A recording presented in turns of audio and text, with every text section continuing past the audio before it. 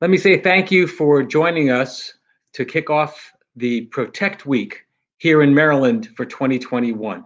I'd like to thank our guests today, the Comptroller of Maryland, Peter Franchot, Attorney General Brian Frosh, Jonathan Lenzner, the acting U.S. Attorney for the District of Maryland, Commissioner Tony Salazar, the Commissioner of Financial Regulation, and Dorinda Adams, the Director of the Office of Adult Services here in Maryland. And as of course, our co-host, the President of the Consumer Credit Counseling Service of Maryland, Helene Raynaud.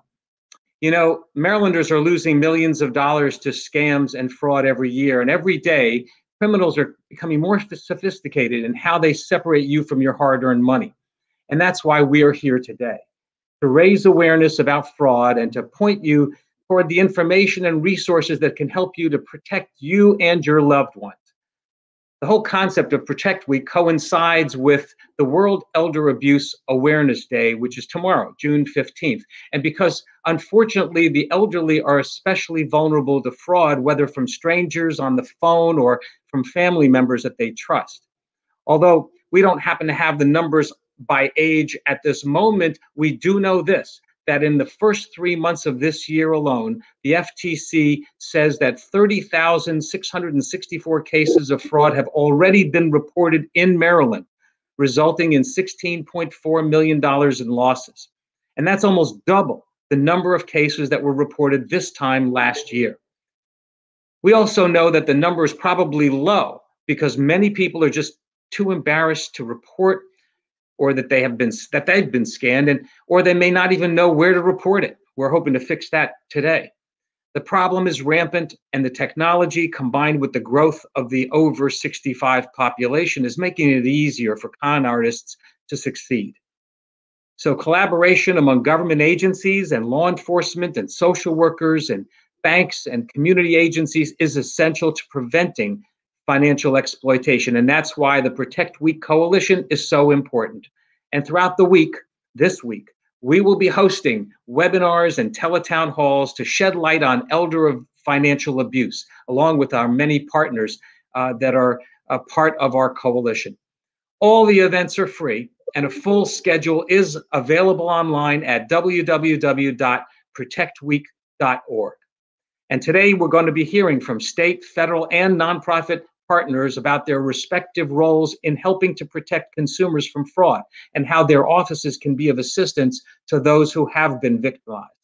And of course, if you or a loved one suspect a scam, please call the AARP Fraud Watch Network hotline at 877-908-3360. I'll say that again, 877-908-3360, or you can complete a report online at www.aarp.org.fraud. Again, that's www.aarp.org.fraud. And now it gives me great pleasure to introduce my co-host, Helene Raynaud, the President of the Consumer Credit Counseling Service of Maryland. Renee? Thank you, Hank, and thank you to your team, Jen, Nancy, Karen, to name a few, for hosting this year's press conference and for leading this year's campaign. It couldn't have happened without you. So again, my name is Helene Raynaud. I'm the President and CEO of Cccsmd. We are a Maryland-based 55-year-old housing and credit counseling agency offering individual financial counseling and education services to thousands of Marylanders each year. And we are now serving a majority of clients over the age of 55. And over the past few years, we have seen, like everyone else, a rise in scams and financial abuses. And that's why 4 years ago, we partnered with AARP Maryland, as well as many of the state agencies represented today, to create Protect Week. And I'm really glad that we're continuing to do it today, because 2021 has not been kind. We've seen an increase. It's been a challenging year for everyone, but we've continued to see an increase in a number of aggressive and abusive scams targeting the most isolated and vulnerable. I think Hank just quoted some early numbers for 2021, but in 2020, the FTC reported that they had received over 2.2 million reports of financial crimes and that those represented a collective financial loss of $3.3 billion. And that was an 80% increase over 2019. And let's keep in mind that these are mostly third-party scams. We all know that abuses are sometimes and often even perpetrated by people who are close to the victim. This is why I'm really excited about this year's campaign. You're going to hear from high-profile officials whose agencies are doing an exceptional job at educating the public, but also investigating and helping resolve financial exploitation crimes. So with no further ado, let me introduce our first distinguished speaker, our Comptroller, Peter Franchot. Thank you, Helene, and my best wishes to you and also Hank Greenberg for organizing and hosting this event. I'm delighted, obviously, to be joined by my good friend, General Frosh, and also the acting U.S. Attorney, John Lenzner, and Tony. Thank you for joining or helping head this up, and Dorinda, you also. So we've got a lot of expertise here. I have to salute AARP. I mean, what a great organization. And just keep up the great work, because protecting our elder population and all state residents, obviously that's a top priority for the Comptroller's office. But this elder scam situation has become a ubiquitous problem. We've had $62 billion flow into the state in cash in the last year from the federal government, thank goodness for the relief plan. But the thieves are following the money. And to the extent seniors have some financial wealth accumulated, we simply have to protect them. So that's why today is so important. We've got everybody here, all the dedicated people and agencies. Obviously, from this press conference, we're going to try to give more warning to folks that everybody is open to being a victim. We continue in our Comptroller's office with our fraud detection unit to get national awards. That's for our tax returns. You'd have to, frankly, kill me if I told you how we do that. But it's all sorts of algorithms and other type screens that tax return refunds have to go through. But in this kind of fraud that we're talking about, where people are just taken advantage of by con artists, that's a big problem. The legislature here in Maryland passed the Taxpayer Protection Act a couple of years ago that gave our agency statutory tools to investigate fraudulent preparers. We've worked very closely with Attorney General Frosh to make sure fraudulent tax preparers were brought to justice.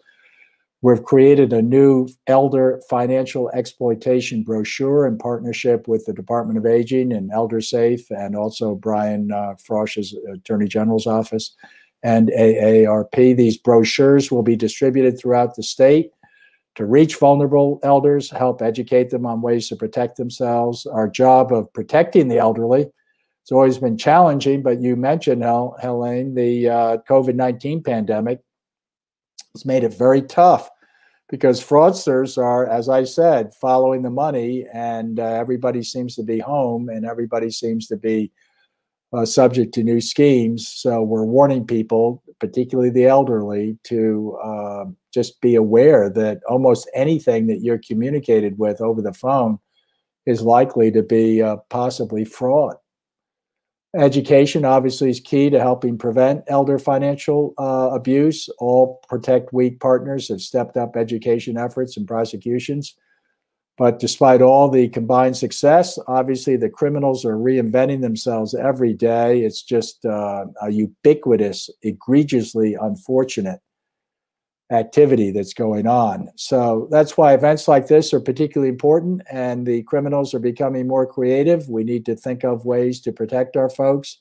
Very grateful for the collaboration of everybody on this call. We have whatever we have available as far as our experience with fraud detection available. I just implore people to be highly skeptical, including the politicians like me and Frosh who call and ask for your vote. Just be very questioning by nature as to whether or not your email or your cell phone call is coming from a legitimate person. And obviously, if it sounds too good to be true, it probably is. So everybody should keep their elbows up and just say no. and just say no, because if it's legitimate, they in all likelihood will return to prove how legitimate they are. But in the interim, we need to be all hands on deck. We need to make sure that our elder people, particularly in Maryland, are aware that almost everything they hear over the phone or over the internet is subject to real skepticism. Let me turn it over with a great deal of pride to my dear friend and former colleague in the legislature and just a great Maryland Attorney General, General Frosh. And Brian, thank you for speaking truth to power and preserving what we have left of our democracy. Thank you for that. It's you're one of the best public servants I've ever served with. Thank you. Well, Peter, thank you very much for the kind words. You should be careful your nose doesn't start growing through the screen. But I appreciate it. And I also appreciate the great work that Helene is doing. And of course, our old friend, Hank Greenberg and the AARP. It's an honor to be on this panel with Comptroller Franchot and with the other very distinguished panelists. All these folks are working very hard to make sure that the folks who are watching this are protected. And I wanted to try in a very short period of time to tell you, number one, what our office does, what our Consumer Protection Office does, what you're up against, and a few tips about what you can do about it. Our Consumer Protection Division gets probably 30 to 40,000 calls every year from consumers. We're able to mediate many of those calls. We return somewhere between $10 and $20 million each year to consumers. We file suit when we see the most egregious violations of our Consumer Protection Act.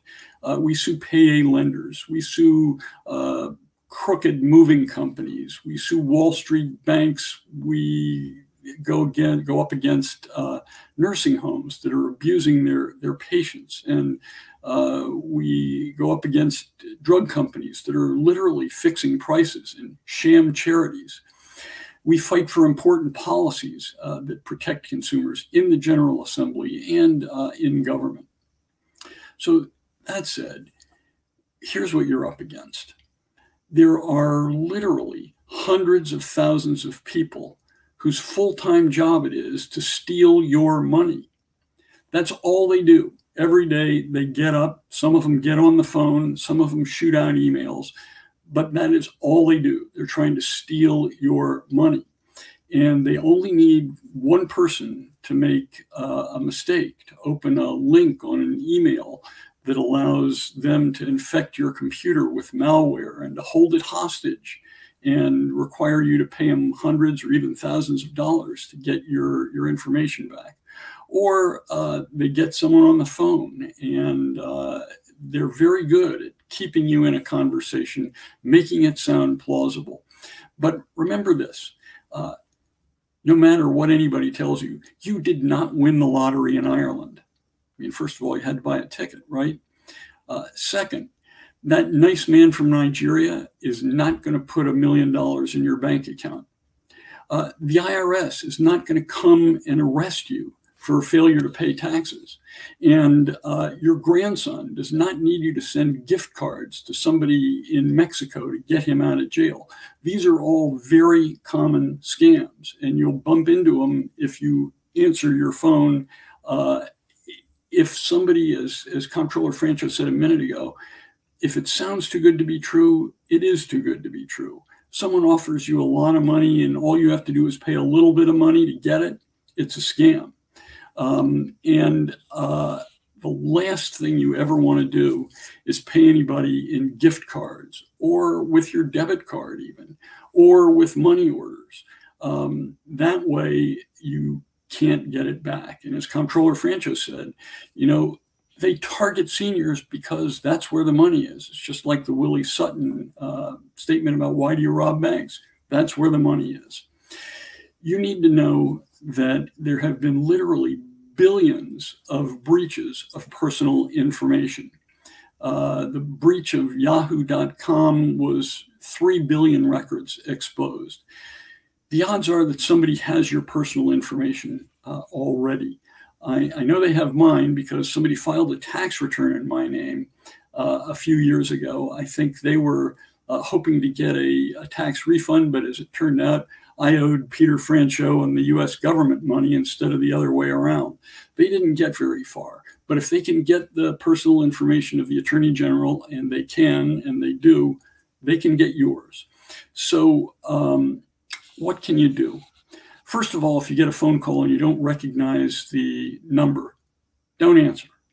Don't answer. I mean, they use spoof numbers. It looks like it's your best friend, looks like it's your next door neighbor. If you don't recognize it, don't pick up.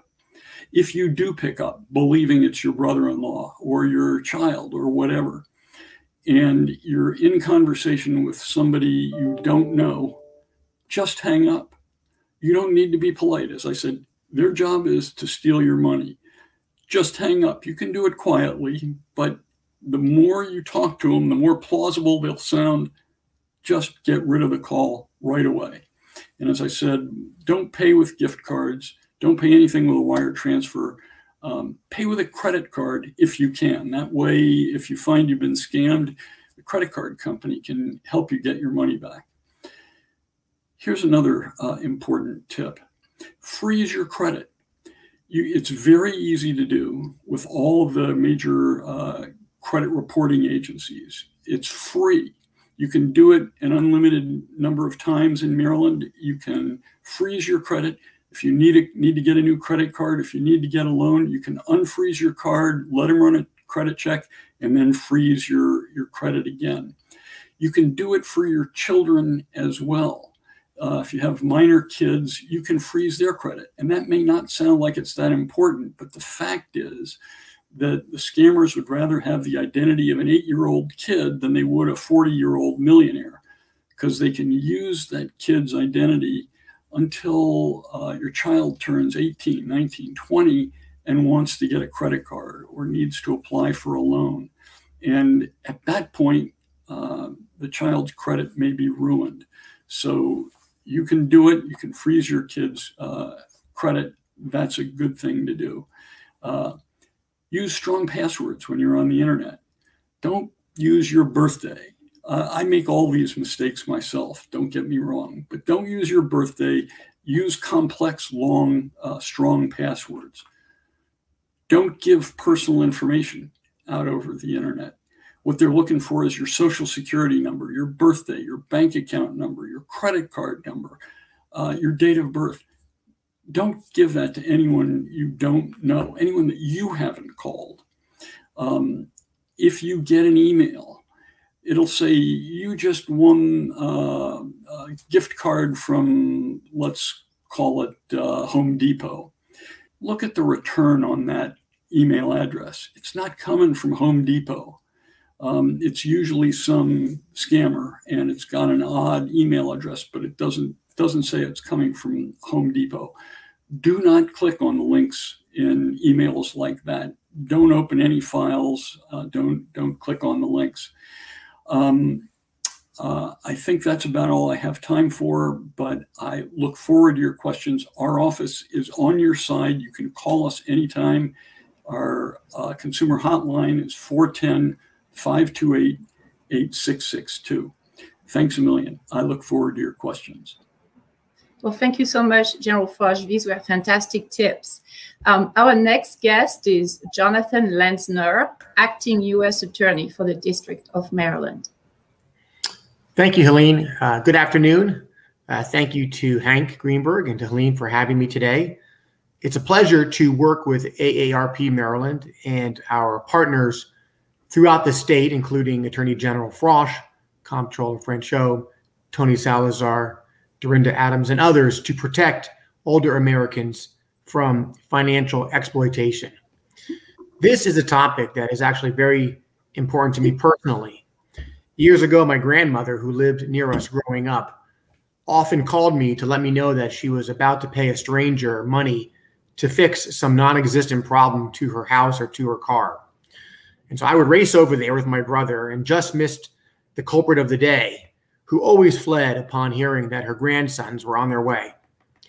The threats to our elderly have since grown in volume, frequency, and complexity. The various forms of fraud, as my colleagues have just discussed, in abuse and exploitation against our greatest generation seem to grow every year, and of course, even more so during the pandemic. Elder justice is a top priority of the Department of Justice. And here in Maryland, our U.S. Attorney's Office has developed an elder justice initiative to ensure that we are using all of our federal, criminal, and civil statutes to target perpetrators who attempt to victimize the elderly. As we gather here today to launch Protect Week, I'd like to highlight a couple of the things that our office is doing. We try to bring impactful criminal and civil cases to protect seniors. We use federal resources to address financial fraud schemes that are targeting seniors and that are perpetrated across multiple states and even multiple countries. We talk about government imposter fraud, lottery and advanced fee schemes, scams that we are known as grandparent scams, romance scams, and other robocalls originating overseas. And that's one of the ways that our office tries to help, is we try to use our federal resources and jurisdictional hooks to prosecute these rings and groups who operate from other countries. And we also bring civil and criminal cases related to skilled nursing facilities that are defrauding government programs. I appreciate the opportunity to speak with you about preventing elder abuse, because we know that it affects more than 10% of older Americans every year. And this past year has been even more challenging for seniors in our community, as fear and isolation from the pandemic have created new opportunities for criminals. In our office, we've seen online stores selling fake masks and protective equipment. We've investigated criminals who are posing as contact tracers. We've gone after phony charities who are trying to take advantage of families.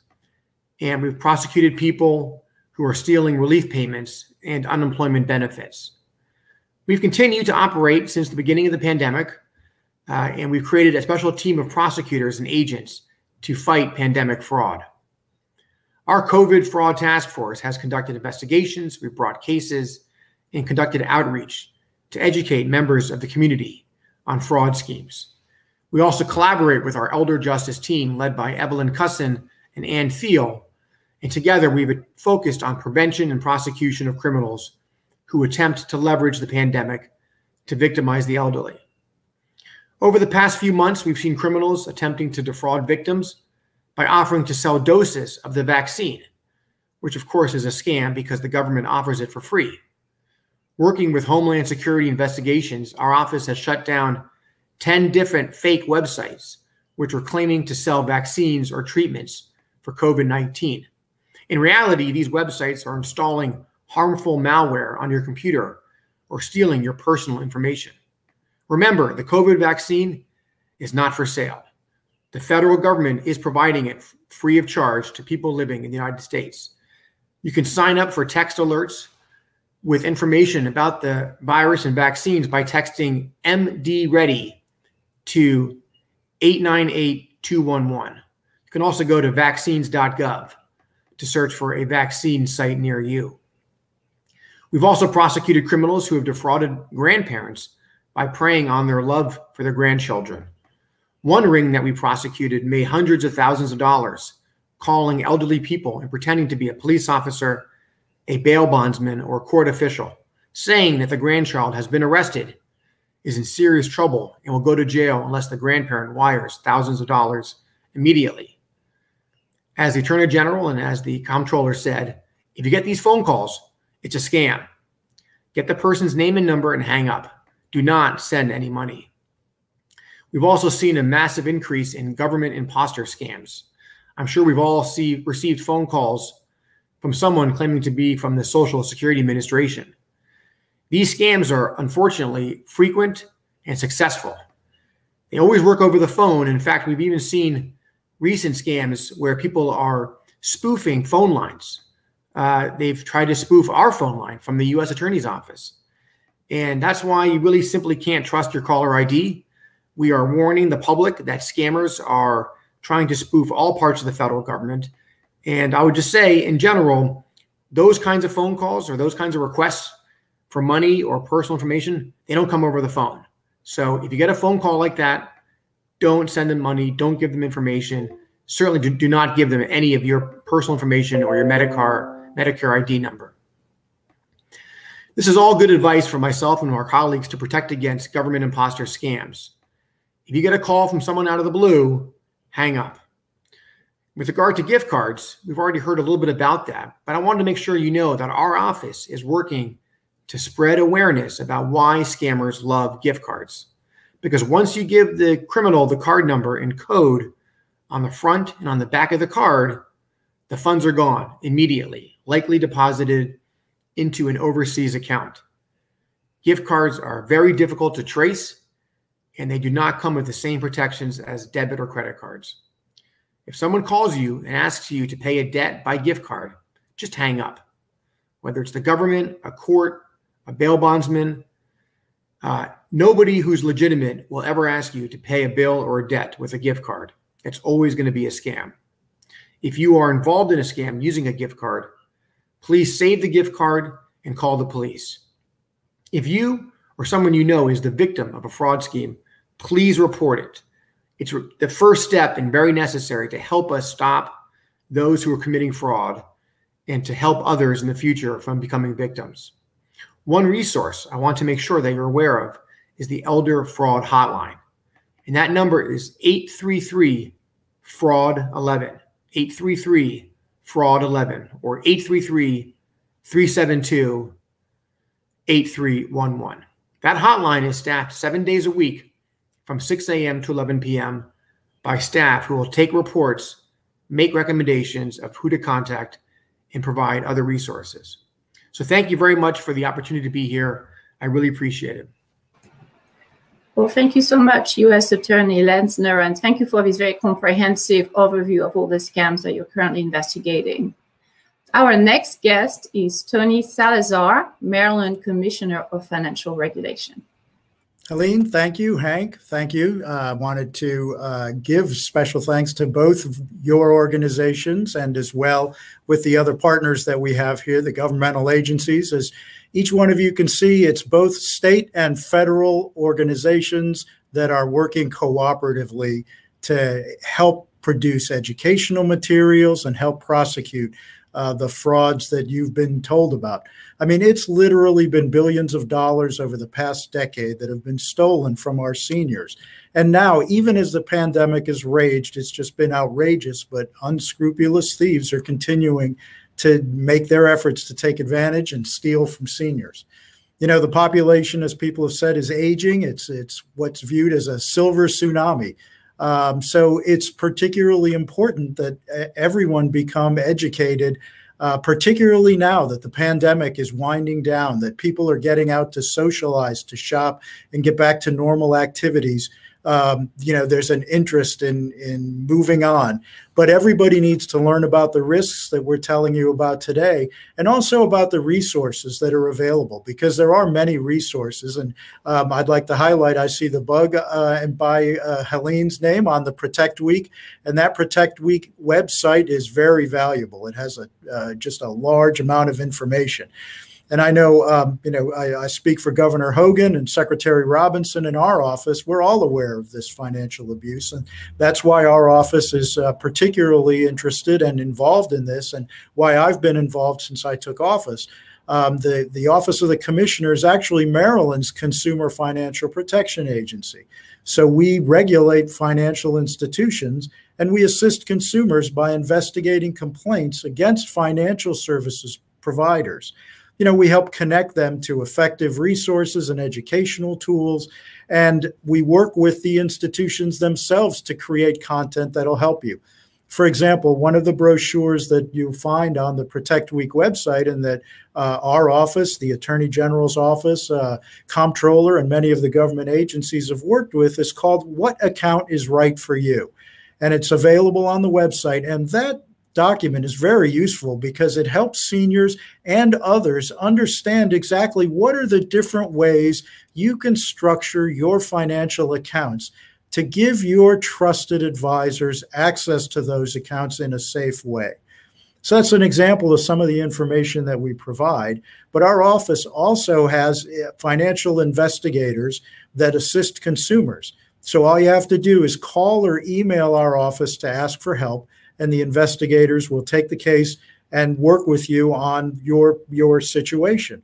Our contact information is available on the Protect Week website, but I can give you the phone number real quickly here, and that is 410-230-6100, or you can try toll-free at 888-784-0136. Now, it's very important that everyone be aware of the risks, and there's also red flags, and understanding both of those is important to first recognizing financial abuse, but also in making informed decisions and getting appropriate help. I strongly encourage the elder consumers and those who love them to recognize red flags and risky behaviors that are important to identify, so that when potential issues are suspected, they can be acted upon. And one of the prior speakers had mentioned that, if you become involved in one of these scams, it's important that you not hide it or be ashamed. It happens. You've heard it happened to, Attorney General and others that have had their numbers compromised. That it's something that you need to seek out assistance for, so that the appropriate agencies, our office, the Attorney General, or the United States Attorney, or the police, can go after the fraudsters. It's better to ask questions and report suspicious activity than it is to ignore those type of activities, even if it doesn't affect you or a loved one. But if you hear of a friend, try to get that information and get that in the right circles. Know that our office and that the offices for the other officials that are here will investigate these companies. We will go after them and we will make them pay. Our office is proud to be part of this coordinated effort. And a couple of other tips that others might not have said right now is, number one, when you're dealing with a financial institution, they're going to provide you with monthly financial statements or regular financial statements as you've selected. Make sure that you review those regularly. If you have credit, make sure that you check your credit reports regularly for signs of fraud. You can get your credit reports free each year, so you should do that as well. And then, to the extent that you're involved and have a bank account or a relationship with a local institution, I believe the communication is really important. And you should try to strike a personal relationship with your commonly used financial services provider. If it's a mortgage lender, a banker, broker, things like that, because they will get to know you. And when things appear out of sort or out of the ordinary, they can work with you, contact you, and let you know that there might be problems. So those are a couple of tips that I think you can take away that'll help you dealing with, financial entities. So again, I just want to say thank you for the opportunity to be here to maybe introduce, in some cases, our office and the important work it does. I look forward to working throughout the rest of the week, Protect Week, and going forward. So I will pass it off at this point back to Helene. Thank you. Great. Thank you so much, Commissioner Salazar. Thank you for your oversight of financial institutions as well as for those valuable tips. So last but not least, I have the pleasure of introducing Dorinda Adams, Director of the Office of Adult Protective Services at the Maryland Department of Human Services. So thank you so much, Helene. And again, a big shout out to Hank Greenberg and the entire AARP team for the support that is given to this just so critical issue. The Office of Adult Services within the Maryland Department of Human Services is the state's administrative office for adult protective services. And often when we think about financial exploitation, we don't immediately think about adult protective services. Often we think about abuse, perhaps, or neglect, or sometimes exploitation from perhaps sexual exploitation. But Adult Protective Services is also mandated by law, Maryland law, to investigate potential financial exploitation when it relates to a vulnerable adult. And while our banking law is specific to those over age 65, if there is an individual 18 or older that may be vulnerable, because that is part of our state's definition for protective services, then actually Adult Protective Services may also be involved with that individual. I want to share very briefly that APS's role is not in regards to a criminal investigation. However, they may work in concert with local law enforcement or perhaps the Attorney General's office or the U.S. Attorney's office as well. So it's really critical that we acknowledge how important financial exploitation, the need for all of the various disciplines to work in concert to ensure that that vulnerable individual is supported. APS is going to be conducting an assessment in a more holistic fashion, not just the specific criminal fashion. And so they may be looking at the role that isolation plays. They may be looking at the role of health, again, from a holistic perspective in regards to physical health, but also emotional and mental health.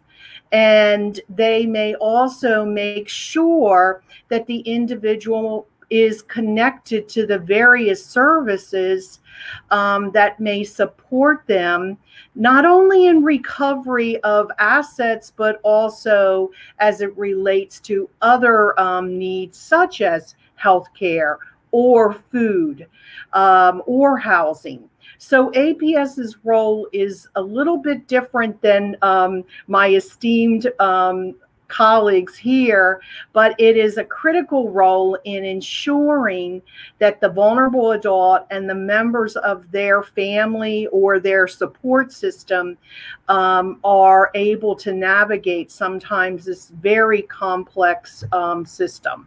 So with that, I want to say the best way to report financial exploitation actually starts with going to the department's website, which is dhs.maryland.gov. It's that simple. And from there, all you have to do is see the little button that says Adult Services, and there is a direct link to how to contact the staff or to contact your local Department of Social Services, because the Departments of Social Services in all 24 jurisdictions is where our Adult Protective Services teams are. So there are actual local people in your community that would be engaged in conducting the investigation. So I want to give time for the questions. So I want to thank you again for allowing me to be part of this. And please know that Adult Protective Services is there to be supportive of the vulnerable adult. Thank you. Well, thank you so much, Dorinda, and thank you for the exceptional work that your team does, keeping our seniors safe. I also want to thank you all for your insights today and for sharing your work and your expertise on this very sensitive topic. So before I turn it over to Hank to facilitate the Q&A section, I wanted to remind everyone to check out the campaign website. So it's www.protectweek.org, where you will be able to find resources as well as information about this week's events. And please follow us on social media. You can do so by following AARP Maryland at AARPMD, as well as Cccsmd on Facebook at Cccsmd 2019. Thank you very much. So I'll turn it over to Hank now. Thanks so much, Helene, and thank you all for terrific presentations. We do have several questions in the chat that's coming through our Facebook channel, and I'd like to start with one, which is, what advice can I give to my grandmother who still has a landline phone? She says that scammers are calling multiple times a day, incredibly persuasive and very convincing. Should I recommend that she disconnect the landline and rely on her mobile phone for calls? Good question, I think. Anyone like to tackle that one? Well, I'll take it. Yeah, I think I would say yes and get a cell phone and get off the landline unless she doesn't have any facility. I'm a little bit, my fingers tend to be too big or something for the cell phone, but I just think a cell phone is probably a little more difficult for them to get a cell phone number. And landline numbers, boy, that's really, that's back in the horse and buggy era. Yeah. Attorney General Frosh, you had something you were going to add to that? A couple of things. Yeah. First, the attorneys general of all the states have worked with the Federal Trade Commission to try to block and to give the phone companies the authority and responsibility to block a lot of the spam calls. They're still getting through. And now they're coming through on cell phones as well. And what I would say to the person is, look, if your grandmother can do, as Comptroller Franchot said, if she can handle a cell phone, she'll get fewer spam calls. But it won't eliminate them altogether. And so, the most important pieces of advice are, if you don't recognize the number, don't answer it. Yeah. Anybody who's calling you with something important will leave you a message. You can call them back. If somebody calls you and you do pick up and you realize you're in conversation with somebody who wants money from you or something from you, hang up. Don't waste any time. Just hang up. Eventually if you have a cell phone, you can mark numbers that have called you as spam when you know they're spam, and that will help reduce the amount of spam that you get. But you have to understand, no matter what happens, you're going to get spam calls, and sooner or later you end up on the phone with some of them. Just be prepared, and don't feel you have to be polite. Hang up. Another question that's come through, thank you so much for that. Another question that's come through is there a way to have your phone number removed from solicitor databases? So is there still a do not call list? Are those things, and how does one go about getting to that information? Yes, there is. Maybe Attorney Lenzner. Oh yeah, I was just going to, thank you, Mr. Frosh. I was just going to add that if you go to the FTC's website, donotcall.gov, they have options there for how to block. There's a page to report unwanted calls. You can register your phone. You can register the numbers that are calling, and you can have those blocked. So as the Attorney General said, the FTC has the Do Not Call registry at www.donotcall.gov. Great. And Dorinda, I have a question here that you might be able to help with. Is have you seen a rise in crimes committed by caregivers or phone scams since COVID? Since you are doing adult protective service, now I know you said it was not criminal, so perhaps that's not the way, Right. So I will say that financial exploitation, and I cannot at the moment give you the exact data within our system, but financial exploitation is the one area that continued to be reported during the pandemic, more so than abuse and neglect, to say that. Right. Helene, did you have some thoughts on that as well? I wondered if you've seen in your work with people, I know you're helping people with their credit, and so maybe you're seeing some of this as well. Yeah, I think we're seeing similar pattern. Obviously, behind the health crisis, there's an economic crisis, and we all know that a lot of families have been very negatively impacted. So We're seeing more dire situations. We've seen families as well get together and end up living under the same roof, you know, and sharing a budget and sharing financial resources together. As a result of that, we've seen a slight increase, although we're not really tracking that, I guess, scientifically, but we are seeing more and more seniors coming in who should have enough income to cover basic necessities, but somehow the money seems to be going somewhere else. And this is usually how we detect financial fraud. So we're definitely being more vigilant about this issue. Again, like Dorinda, we don't have statistics on this, but our councils have been reporting seeing an increase in issues. And, you know, this commingling of finances is not helping either in this case. Thank you for that. I appreciate it. One other question: what do you do if a family member is exploiting a vulnerable senior? Does anybody want to jump in on that one as well? Thank you.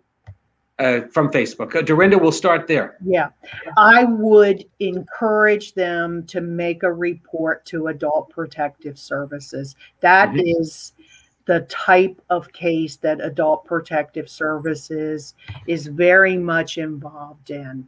And if this individual feels like they need to have some specific support in making that report, they may email me at dorinda.adams@maryland.gov, and I will see to them that they get to the right place. Okay? That would be great. Thank you. Others who might have some other thoughts on that? Hank, we the first call, Adult Protective Services, we have a senior asset recovery unit. Right. So that, you know, if they have been exploited, if they've been ripped off, we have folks who will go out and get their money back. Also, our Medicaid fraud unit prosecutes the big schemes, if individual cases of abuse, but also if there are broad scale scams, we go after them as well. So it's important to be in touch with our office too. Terrific. And I think I also heard earlier that to learn more about the Department of Justice's Elder Fraud Hotline, I'm assuming that would be another place to go. There is a phone number, and I don't know, John, do you have that? Yes, I do. I would 833-FRAUD-11. So 833-372-8311. That's great. Thank you very much. Yeah. Just also letting people know that it's important to file complaints that way, even if you file with our office, and we would probably do a referral to Dorinda or the Attorney General's office. But all these financial institutions are supposed to have their own internal policies and procedures that are designed to, you know, limit this type of activity. So when it comes to our office, we examine those institutions, and the more complaints we get, you know, we can act on that and go against those institutions to make them beef up their defenses, because they're part of the solution as well. So just wanted to throw that out there. That's great. And Commissioner, you know, you remind me of the fact that I think there's something called Project Safe that is part of the banking industries. Can you describe that a little bit? Correct. So Project Safe is a coalition of the local financial institutions, banks and credit unions, and many of the state agencies that are on the call today. And we work with those offices to and those institutions to, you know, work on like best practices for how they identify people, how they identify potential frauds, because sometimes, as I mentioned early on, folks may be too ashamed to say something, or they may be isolated and they don't want to reveal that, you know, this really doesn't feel right. Maybe my, you know, caregiver or my son is really putting inappropriate pressure on me when I go to the institution. And we've worked with them to train them on certain protocols so that they may be able to ask questions or make a referral themselves if they identify that problem. Interesting. We have another, this time is a comment coming from our YouTube channel, and it's asking about the need for a long, strong password is understood, but what's a good way to keep track of these passwords? Nearly every site requires a password these days. Anybody have any thoughts on that one?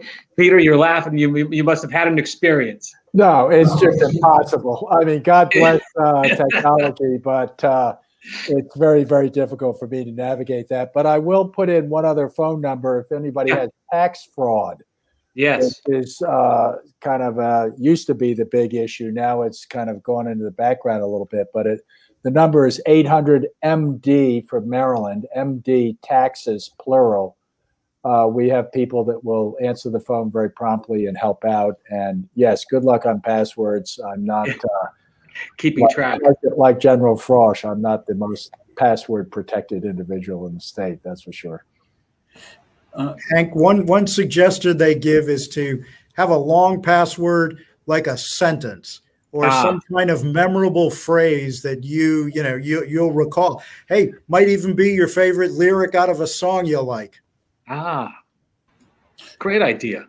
So one comment I see here from Eleanor, she's referencing a password manager. Actually, this is what we use, which is a piece of software, that you cannot decrypt. It's highly sophisticated, where you can actually store online all of your passwords. And I highly recommend the usage of a password manager. I don't have a brand in mind, but I think that's the way to go for all of us who cannot keep track anymore of all of our passwords. And there are these services. Does anybody have any comment about the services that you can purchase as, password protection services of some sort that I've seen? And people have asked, should I be giving all this information to one entity like that? We're talking about, the Norton, I think, is one of the ones that does that. Anybody have any experience with any of that?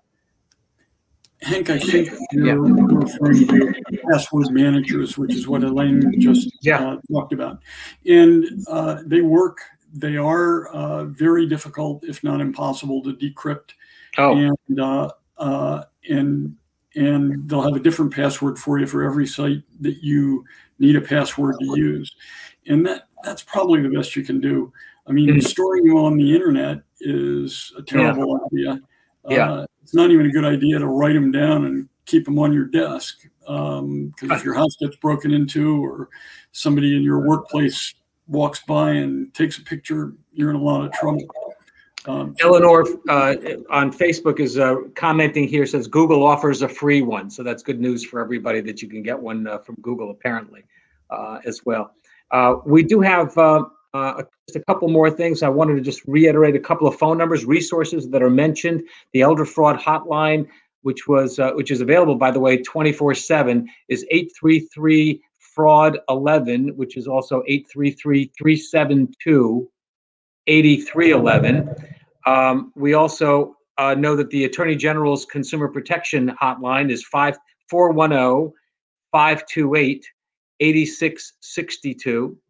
I think I saw another one in line, and I know that the taxes, the 1-800-MD taxes is another good one, and then AARP has one, which is to report, and that's 1-877-908-3360, and that's Monday through Friday from 7 in the morning till 11 at night. So there's a lot of places to be able to get information, a lot of places to call, and hopefully you don't have a problem. We do have some thank yous in the texts here. I just wanted to say in the chat that it says, I hope that other prominent nonprofit organizations are following suit. It's a great and serious issue. We have some others who are saying that they're just thanking you for the great work that you're doing. And so there is somebody complimented the What Account is Right for You is an excellent resource. So, get one of those if you can. And that's, and let me see if I have anything else that I wanted to make sure we get in there, but I think we're good. So I'd like to ask if anybody has any closing comments that they want to make that we haven't covered, and before we sign off. Dorinda, we'll start with you. Okay, thank you, Hank. The one thing that I would like to encourage folks is have the talk. Have the talk. please start talking sooner rather than later about planning, because we never know what may happen in regards to our cognitive abilities. It's not just about age. So please have the talk and make the plan. Thanks. Great. Attorney General Frosh, would you like to add anything else that we haven't covered already? Well, we've covered this, but it bears repeating. Comptroller said it, others have said it. Be on your guard all the time. People are trying to steal from you. It's not just in your head. They're coming for you. So take all the precautions that you can. Remember what you have heard on this broadcast, and protect yourself. Be skeptical. If somebody's offering you something and it sounds too good to be true, it is. Comptroller, if you would like to add another comment. Yeah, I have a little different slant after listening to all this depressing stuff about so much fraud. I would urge those of us that, like cicadas, have spent the last year and a half not doing anything, really, not spending money. We've accumulated some money. And as before I lose what little cognitive ability I have, I would suggest that people look with all of their faculties at the money they have, and perhaps giving some of it to their grandkids, or to their kids in trust for their grandkids, because we don't need to save every last penny that us old people have forever and ever. Don't forget legitimate needs from your immediate family that could benefit, obviously, from your generosity and success. But that's a little off message. Just I wanted to brighten up people's day by saying there is actually some legitimate philanthropy going on out there. Yeah. Well, thank you. That was very thoughtful. Appreciate that. Thank you very much. John, would you like to add anything from the U.S. Attorney's Office? The state. Sorry. No, just thank you for having me. But I'll just mention one last thing, which is we talk a lot about if someone's calling and it's too good to be true, it probably is. In addition, there are times where people call and say your account's been hacked, or there's a problem with your computer, and those are usually not true either. So if it's good news or bad news, if someone's calling you, be very skeptical, as the Attorney General said. Right. Commissioner Salazar, anything you'd like to close with? Sure. I'll follow up on Comptroller Franchot's comment and sentiment. We're coming out of the pandemic. We're facing a new normal. Despite that, we are all here to work with you, to work for you. You should know that as you go forward. And as you come out of the pandemic, make sure you take a lesson from that and change for the better. Use our resources. Be brave. Protect yourself, and communicate. That's important. Thank you. Thank you. And I'm going to turn it over for the last comment to our co-host, Helene Raynaud, to close us out.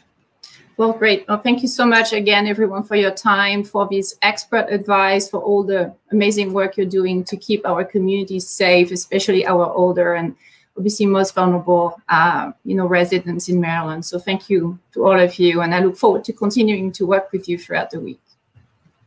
And thank you, Hank, for everything. My pleasure. Thanks so much to everybody. Have a great day. And yes, keep in mind, we have had some good times too. Take care. Bye-bye.